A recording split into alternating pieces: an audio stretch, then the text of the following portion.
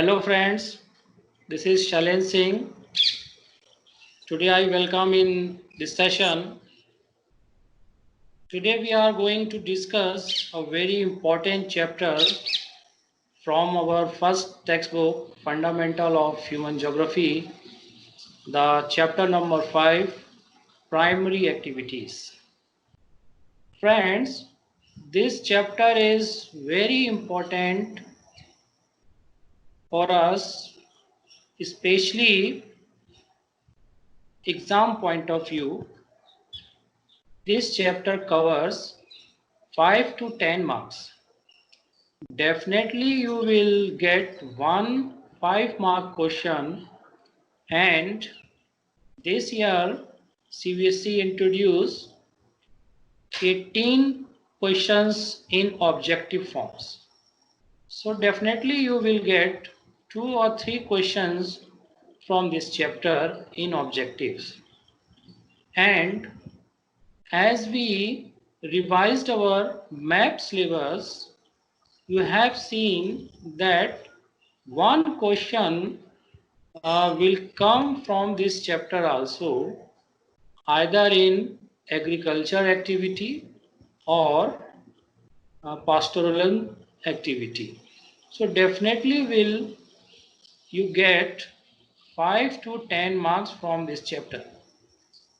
So it is very important chapter, and we will discuss all the aspect in the differentiate between commercial livestock rearing and nomadic herding.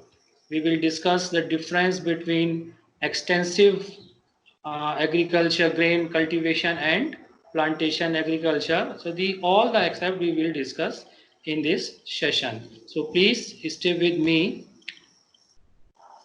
I will show you my PPT to you.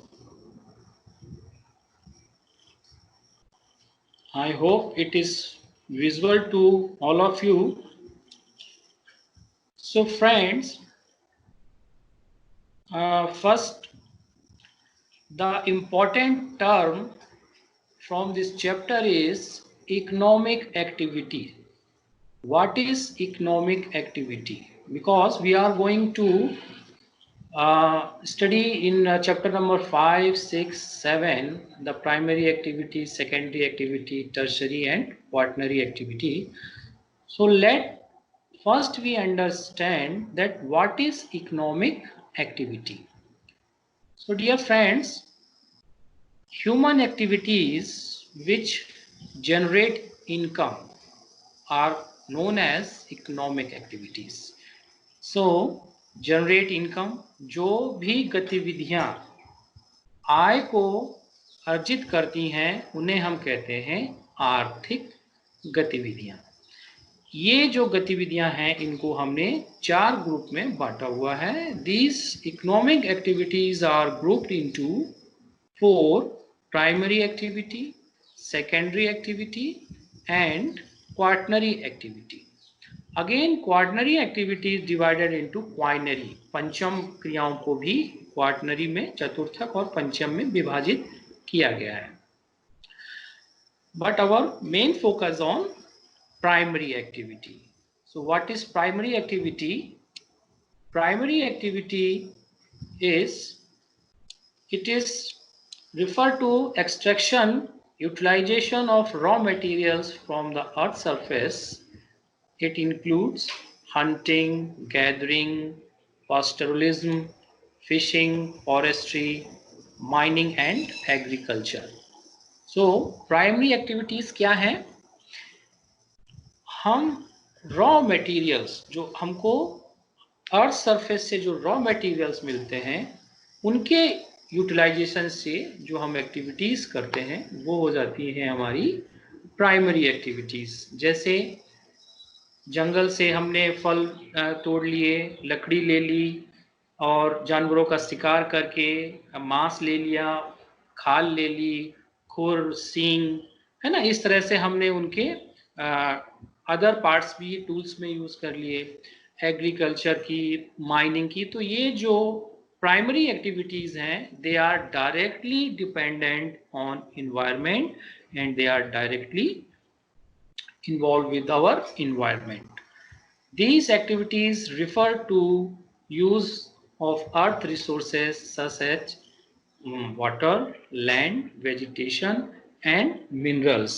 हम direct जो है इन गतिविधियों में प्राकृतिक संसाधनों का प्रयोग करते हैं. Okay, and it includes hunting, gathering, pastoral, fishing, agriculture, mining. Pupils who are engaged in primary activities, they are called red collar worker. This question is important for your objective point of view. They can ask who are red collar worker, either in the form of the person who are involved or engaged in primary activities, they are called red collar worker, blue collar worker, white collar worker, gray collar worker, like this, है ना? So your answer should be red collar worker. So some important key points are here for primary activities. You can see utilization of raw material from the earth surface, directly dependent on environment, direct हम जुड़े हुए हैं अर्थ से. जो भी resources हैं हम उनको यूज कर रहे हैं, पानी है, भूमि है, वनस्पति है, खनिज है. और जो किस फॉर्म में कर रहे हैं वो है शिकार या फल संग्रहण, गैदरिंग, पशुचारण, पास्टोरल, फिशिंग, मछली पालन, मत्स्य पालन, फॉरेस्ट्री, एग्रीकल्चर, कृषि, और खनन, माइनिंग, है ना. तो ये हमारे प्राइमरी एक्टिविटीज के कुछ की पॉइंट्स हैं. अगर आप इनको ध्यान रखेंगे तो you can write your answer. Then in this chapter primary activities we should need to focus 4 points. First is hunting and gathering, second is pastoralism, third is agriculture, and fourth one is mining. So we need to discuss and understand these primary activities and their types, and these activities happened in which areas or region of the world. So let me see one by one. The first question is hunting and gathering.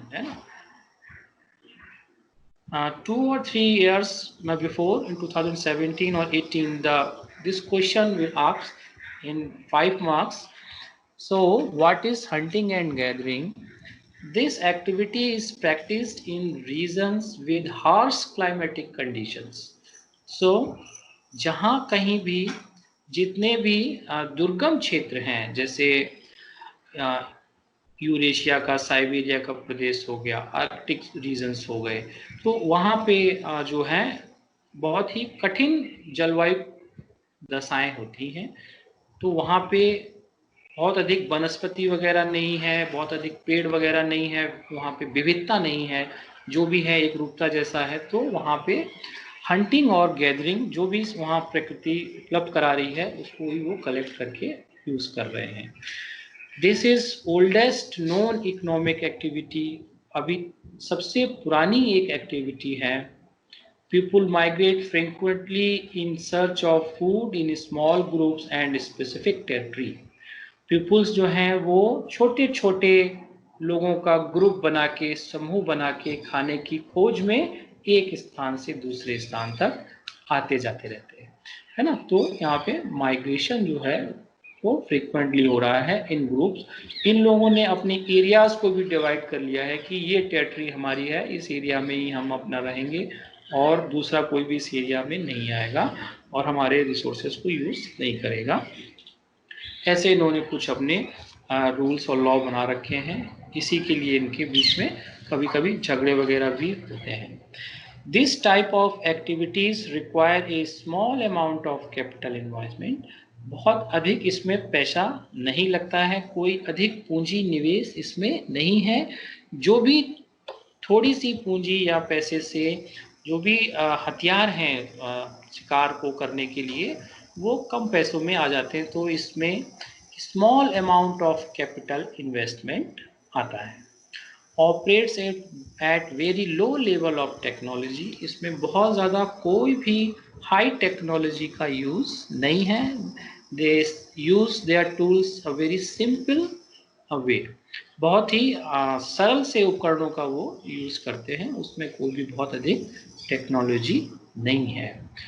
Locally available materials are used for their clothing and shelter, जो भी वो संग्रहण करते हैं, शिकार करते हैं, तो उनका यूज़ जो है, जैसे जानवरों को मारा, उनसे उनसे मांस लिया, खाने में यूज़ कर लिए।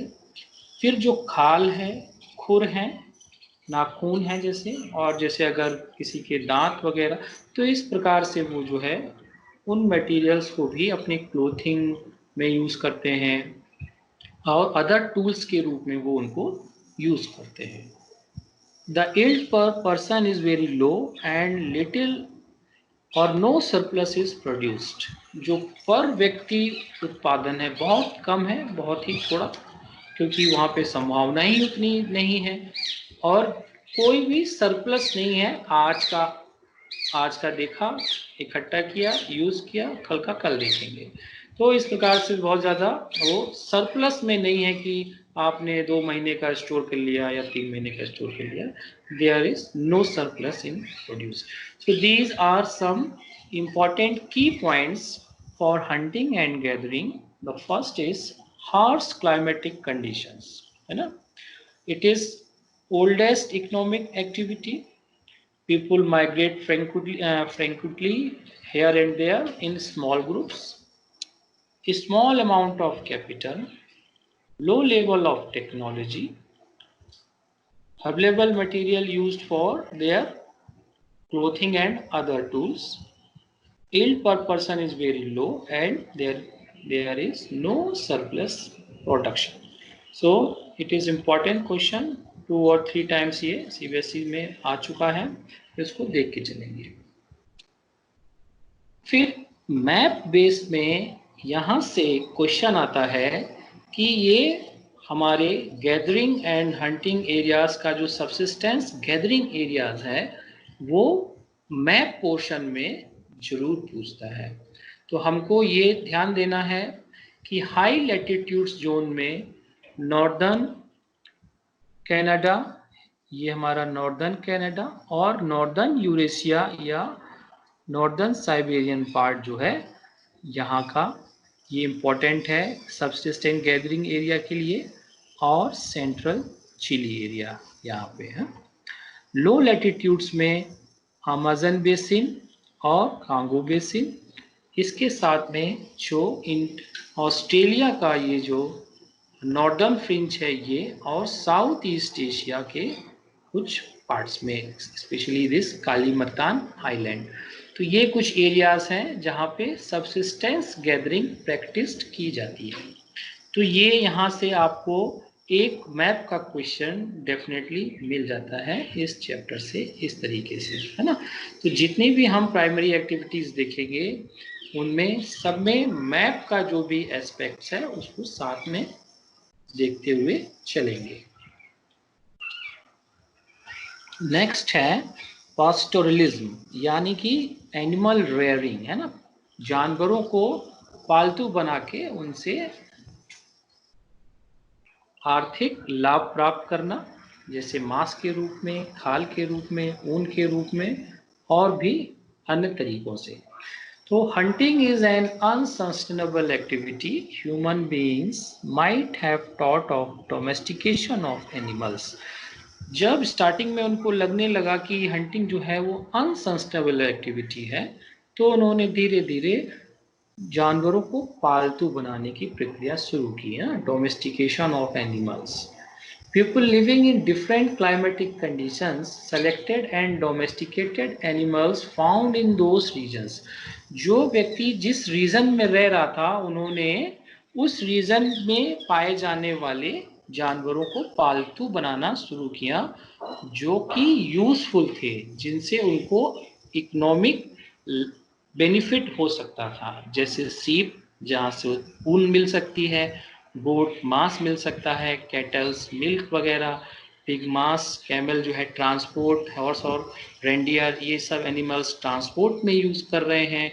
तो इस तरीके से उन्होंने देखा कि जिन एनिमल्स को हम पालतू बना सकते हैं और उनका विभिन्न रूप में हम इस्तेमाल कर सकते हैं, उनसे हम टूल्स प्राप्त कर सकते हैं, ट्रांसपोर्ट में यूज़ कर सकते हैं, उनसे हम खाने के लिए मांस वगैरह और उनसे और क्लोथिंग के लिए खाल वगैरह भी मिल जाती है।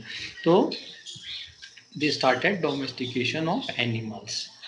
So, depending on the geographical factors and technological development, animal rearing is practiced either at the subsistence or commercial level.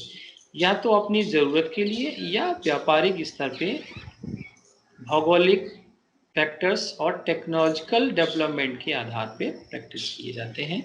ये दो तरीके के हैं। The types of pastoralism is nomadic herding या पास्टोरल नोमैडिज्म और कमर्शियल लाइवस्टॉक रेयरिंग। ये दोनों ही question बहुत इंपॉर्टेंट हैं, इनको हम सेपरेटली देखेंगे, नोमैडिक हर्डिंग और कमर्शियल लाइवस्टॉक रेयरिंग। तो what is pastoralism? Pastoralism is that domestications of animals. People domesticate animals which is related with their concern climatic conditions. They domesticate sheep, goat, cattle, reindeer, horse, camel, pig, such of animals. And the type of pastoralism is nomadic herding and commercial livestock rearing. तो ये हमारा हो गया pastoralism, animal rearing. इसके बाद हम देखेंगे nomadic herding और पास्टोरल नोमैडिज्म। नोमैडिक हर्डिंग क्या है? पशुचारण। हाँ, तो नोमैडिक हर्डिंग और pastoral nomadism is a primitive subsistence activity. ये बहुत ही प्राचीन निर्वहन की क्रिया है। जो पशुचारक होते हैं they depend on animals for food, clothing, shelter, tools and transport. अब पशुचारक जो उन जानवरों को पालतू बना रहे हैं वो एनिमल पर जो है निर्भर कर रहे हैं, किसके लिए? फूड के लिए, क्लोथिंग के लिए, टूल्स के लिए, ट्रांसपोर्ट के लिए, है ना। तो pastoralists depend on animals for food, clothing, shelter, tools and transport. These pupils practice transhumance ritu pravas. Transhumance क्या है? Migration from one place to another according to availability of water and pasture with pets. अपने जानवरों के साथ में एक स्थान से दूसरे स्थान पर मूव करना, specially in winter and summer season, है ना। इसको हम सेपरेटली देखेंगे।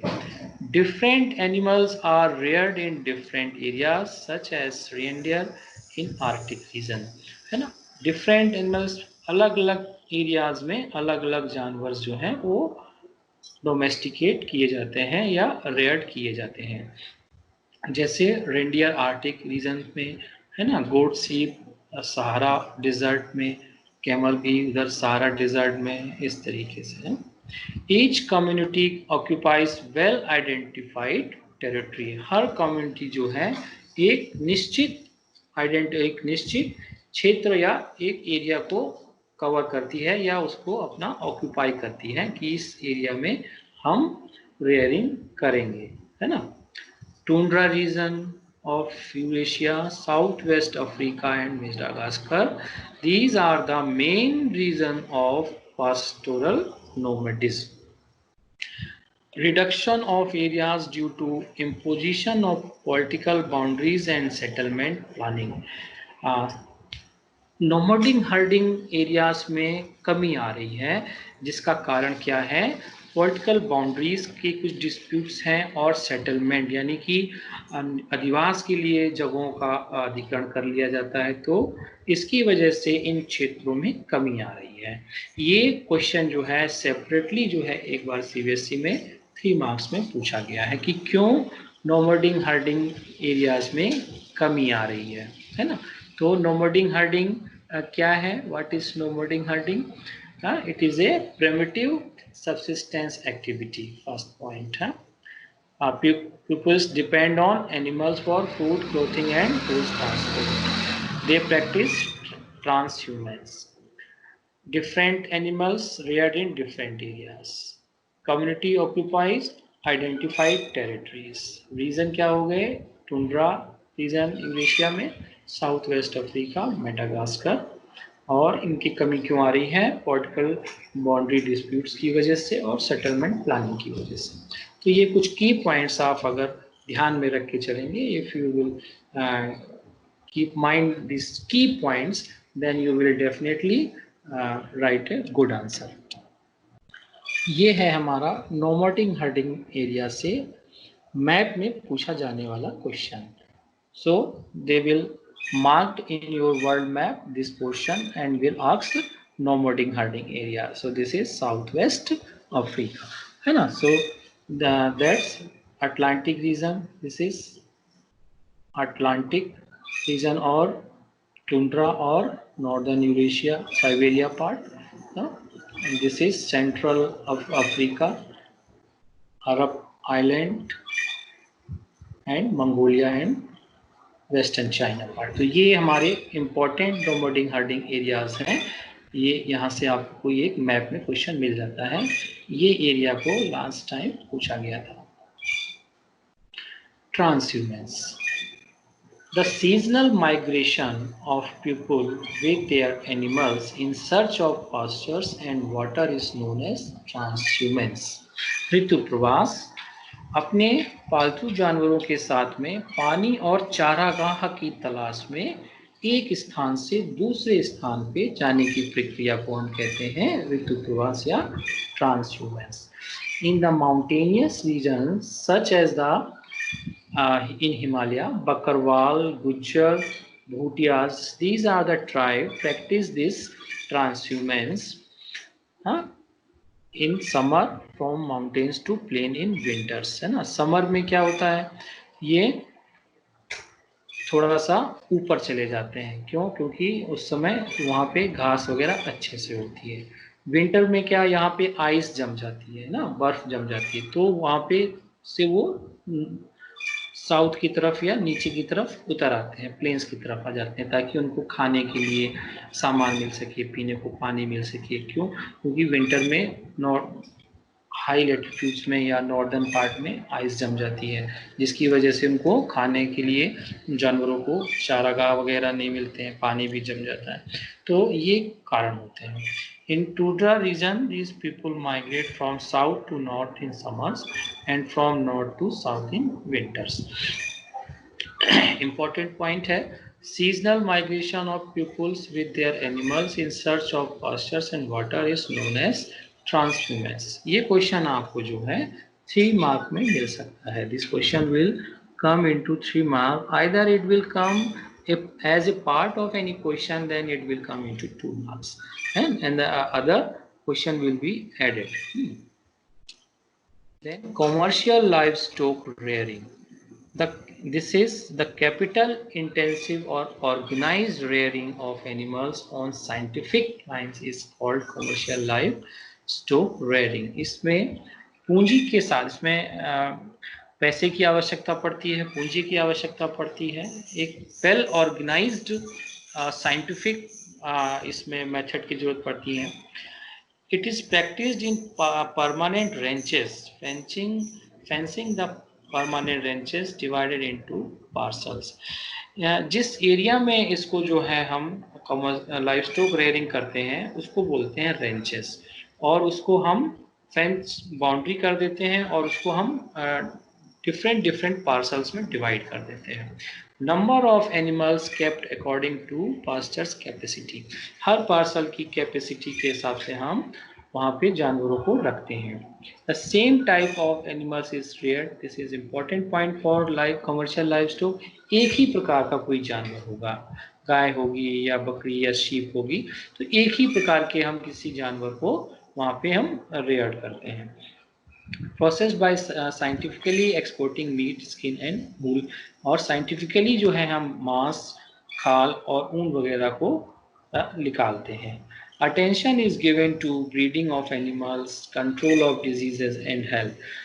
वहाँ पे इस तरह के जो भी कमर्शियल लाइव स्टॉक रेयरिंग होते हैं, साइंटिफिक मेथड से एनिमल्स की ब्रीडिंग और जो भी कुछ बीमारीज हैं, जो बीमारियां हैं, उनको कंट्रोल करने के लिए और उनकी जानवरों की हेल्थ के लिए भी वहाँ पे मेडिकल फैसिलिटीज़ को रखा जाता है। मेजर एरियाज क्या हैं? न्यूजीलैंड, ऑस्ट्रेलिया, अर्जेंटीना, उरुग्वे और यूएसए। तो कमर्शियल लाइव स्टॉक रेयरिंग को अगर हम देखें तो it is organised rearing of animals with scientific technology or method. It is capital intensive. It has permanent ranches. Animals kept according the capacity of ranches or parcels. Same type of animals is reared, है ना? और attention is given to breeding of animals, control of disease and health. Areas are developed areas है। आप देख रहे हैं New Zealand, Australia, Argentina, Europe, USA, तो ये सब डेवलप्ड एरियाज है ना। तो डेवलप्ड एरियाज में इसको प्रैक्टिस किया जाता है। कमर्शियल लाइव स्टॉक रेयरिंग के जो वर्ल्ड मैप से क्वेश्चन बनता है तो वो पूछते हैं ये कौन सा एरिया है कमर्शियल लाइव स्टॉक रेयरिंग का, तो हमको ये एरियाज को आइडेंटिफाई करने को आता है। तो हमको ध्यान में रखना है New Zealand, Australia, Western United States of America and Argentina, Uruguay and this Southwest Africa। तो ये हमारे कमर्शियल लाइव स्टॉक रेयरिंग के एरियाज हो गए। Sir what are ranches? देखो हम अभी पिछले क्वेश्चन में रेंचेस की बात करी थी, तो रेंचेस क्या है ना, व्हाट आर रेंचेस? ये 2 और 3 क्वेश्चन में आपको मिल सकता है किसी भी क्वेश्चन के साथ में अटैच होके। तो ranches are large areas of pastures, चारागाह के बड़े क्षेत्र होते हैं।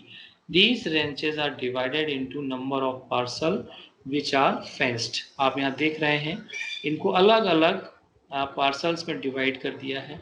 एक पार्सल की जब घास या जो भी खत्म हो जाता है तो उसको खोल के दूसरे में भेज दिया जाता है ना। When the grass of one parcel is grazed, animals are moved to another parcel. दूसरे में भेज दिया गया। आपको पिक्चर से एकदम क्लियर हो रहा होगा। The number of animals in a ranch is kept according to the carrying capacity of parcel. इसमें उतने ही जानवरों को हम मैक्सिमम रखते हैं जितने इसकी कैपेसिटी होती है। तो ये क्वेश्चन आपको जो है 2 मार्क्स में और 3 मार्क्स में मिल सकता है। This question may be come in 2 or 3 marks. So ranches are large areas of pastures divided into parcels, and the animals kept as per the capacity of pasture. Then the most important question यहाँ से बनता है difference between nomadic herding and commercial live stock rearing. ये question बहुत important बनता है कि nomadic herding और कमर्शियल लाइव स्टॉक रेयरिंग में क्या अंतर है। कंपैरेटिवली पूछा जाता है, कई बार आया है। तो nomadic herding is a primitive subsistence activity and commercial livestock rearing is a capital intensive and organized rearing. Nomadic herding, dependency on animals for food, clothing, tools, transport, and it is and commercial livestock rearing is practiced in permanent ranches. Nomadic herding, transhumance activity practiced in commercial livestock rearing, same type of animals is reared. In nomadic herding, different animals reared और यहाँ पे same type of animals is reared in commercial live stock rearing. Well identified territory, और यहाँ पे हम लिख सकते हैं प्रोसेस्ड बाय साइंटिफिकली। फिर हमको रीजन्स दे देने हैं दोनों के कंपैरेटिवली कि nomadic herding practised in where and commercial live stock rearing practice in which areas. So tundra region of Eurasia, Southwest Africa and Madagascar, here nomadic herding practiced, and the commercial livestock rearing practiced in developed areas, New Zealand, Argentina, Australia, Uruguay and USA. So यहाँ ये आपका important question है, this is important question, difference between commercial live stock rearing and nomadic herding, इसको आप जरूर देख के जाएं, यहाँ से आपको इम्पोर्टेंट क्वेश्चन मिल सकता है 5 मार्क्स में। नेक्स्ट, प्रिमिटिव सब्सिस्टेंस एग्रीकल्चर, यहाँ से हम अपना थर्ड पॉइंट स्टार्ट कर रहे हैं अपने चैप्टर का, इट इज़ एग्रीकल्चर। यानी कि अभी तक हमने हंटिंग गैदरिंग और पास्टोरलिज्म को देख लिया, एंड ये हमारे चैप्टर का थर्ड मोस्ट इम्पॉर्टेंट पॉइंट है agriculture. So there is so many types of agriculture. So first is primitive subsistence agriculture. Primitive people do primitive subsistence और shifting agriculture in tropical areas में। हाँ, आदिम जाति के जो लोग थे, यानी कि जो स्टार्टिंग ट्राइबल्स थी, वो ट्रॉपिकल्स एरिया में शिफ्टिंग एग्रीकल्चर या प्रिमिटिव सब्सिस्टेंस एग्रीकल्चर की प्रैक्टिस करते हैं। शिफ्टिंग एग्रीकल्चर इसको क्यों कहते हैं? The peoples burn the vegetable and left for 3 or 5 years and this burn as act as a fertiliser. वो किसी एक भूमि पे करने के बाद उसको जला के छोड़ देते हैं 3 और 5 साल के लिए, और वो जो जली हुई राख है वो फर्टिलाइजर जैसा वहाँ पे काम करती है, और फिर वो किसी नई जगह पे जाके एग्रीकल्चर स्टार्ट करते हैं। तो इस प्रकार से इसको हम शिफ्टिंग एग्रीकल्चर बोलते हैं। और क्या बोलते हैं? It is also known as slash and burn agriculture, है ना, स्लैश एंड बर्न एग्रीकल्चर भी बोलते हैं। इसमें प्रॉब्लम ये आती है कि फर्टिलिटी ऑफ लैंड डिक्रीजेज हो जाती है इसकी वजह से, और इसको डिफरेंट डिफरेंट एरियाज में डिफरेंट डिफरेंट नाम भी दिया गया है। They practised it this primitive subsistence agriculture in different areas with different names. तो यहाँ पे आपको ये इम्पोर्टेंट हो जाता है ऑब्जेक्टिव में, this point is very important for your objective point of view. This milpa practiced in Mexico. I am for Milpa, I am for Mexico, you can memorize like this. And Ladang practiced in Malaysia and in Indonesia, and Jhuming practiced in India. So this point is important. Milpa practiced in Mexico, it is subsistence agriculture. Ladang practiced in Malaysia, Indonesia, and Jhuming. So this question will come in your objective, objective point of view से ये हमारे लिए important है। Africa, tropical part of south central America and south east Asia, these are the major areas of the subsistence agriculture. तो इसके key point क्या होंगे? What are the key point of primitive subsistence agriculture? It is shifting agriculture, primitive peoples practice this. Vegetation is burned and left for 3 or 4 years. It is also known as slash and burn agriculture. It is named in different areas as different Milpa, Ladang and Jhuming. And the main areas are Africa, tropical part of South Central America and Southeast Asia. यहाँ से map का भी question आता है। So these are 3 major areas of primitive subsistence agriculture, this is central Africa, south and central America and south east Asia. So these are the 3 main areas of primitive subsistence agriculture. इस map को भी आप जरूर देख के जाएं, आपको 1 mark map में मिल जाएगा। Then next is an intensive subsistence agriculture. Intensive subsistence agriculture. It is 2 types. Intensive cultivation dominated by wet paddy and intensive cultivation dominated by crops other than paddy. Intensive subsistence agriculture, गहन निर्वहन कृषि, यानी कि आप शब्द को अगर पकड़ेंगे तो गहन यानी कि जहाँ पे ज़्यादा जनसंख्या है, जहाँ पे ज़्यादा आवश्यकता है, तो वहाँ पे इसको प्रैक्टिस किया जाता है। तो it is practice in densely populated countries of monsoon Asia such as China and India. The yield per unit area is high but per labor productivity is very low. Per unit area production तो अधिक होता है, पर व्यक्ति production है वो कम हो जाता है, क्योंकि यहाँ पे पॉपुलेशन बहुत ज़्यादा है। Fields are small due to high density of population. Population बहुत ज़्यादा होने से खेत का जो आकार है वो छोटा हो जाता है। Most of work is done by labour, इसमें ज़्यादा से ज़्यादा काम जो है मैनुअली होता है, मशीनरी का यूजेस बहुत कम है इंटेंसिव सबसिस्टेंस एग्रीकल्चर में।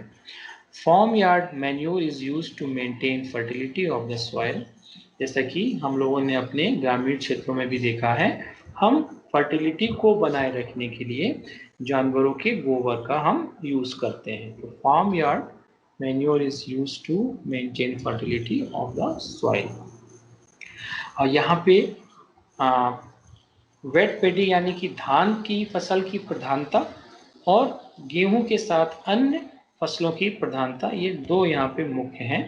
तो intensive subsistence agriculture dominated by crops other than paddy due to difference in relief, climate, soil and geographical factors.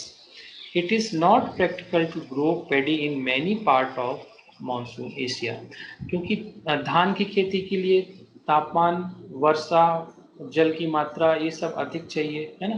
तो इसलिए बहुत से ऐसे क्षेत्र हैं जहाँ पे पानी की मात्रा बहुत अधिक हमको नहीं मिल पाती है, क्योंकि धान में पानी की मात्रा बहुत लगती है। तो इसलिए वहाँ पे क्या rice, wheat, soybean, barley, corn, इन जैसी क्रॉप्स को भी अदर देन पेडी कल्टीवेट किया जाता है।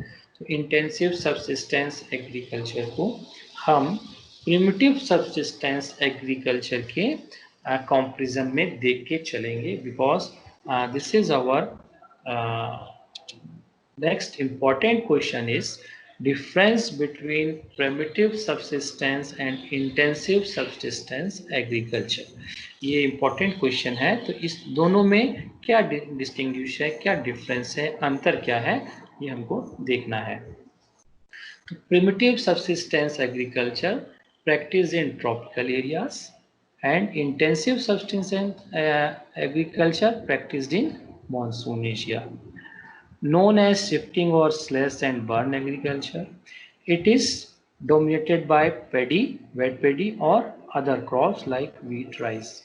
The vegetation is burned and left for 3 or 5 years in primitive subsistence, and it is practiced in densely populated countries.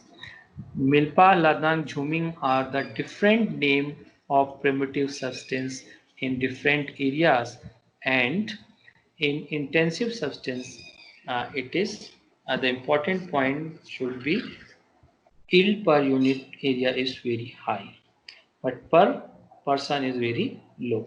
So, and the main crops are rice, wheat, soybean, corn and barley. So you can distinguish between primitive subsistence and intensive subsistence agriculture like this. It is important question. Sometimes it has been asked in our previous exams.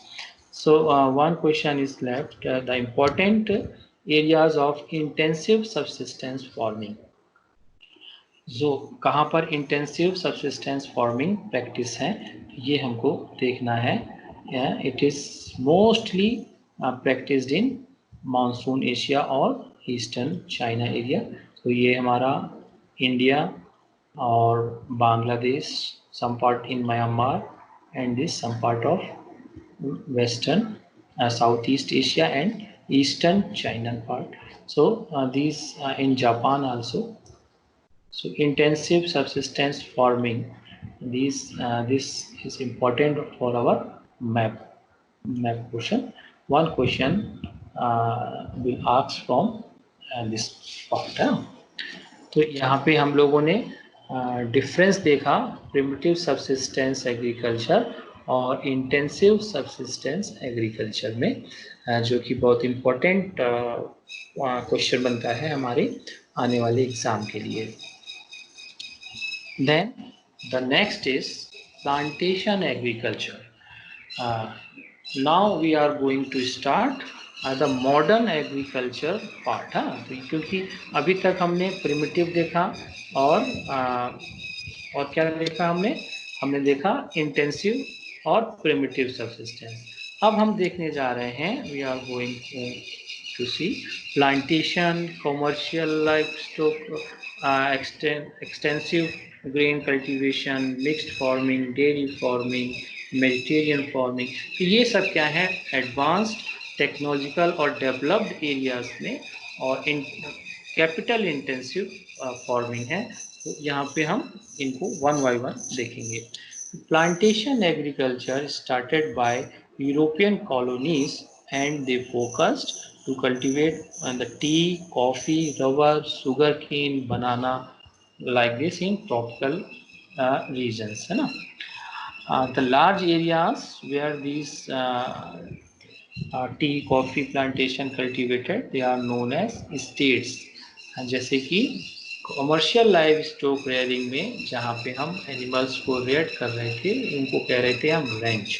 और plantation agriculture में जहाँ पे हम crops को cultivate कर रहे हैं वो कहला रहे हैं स्टेट्स।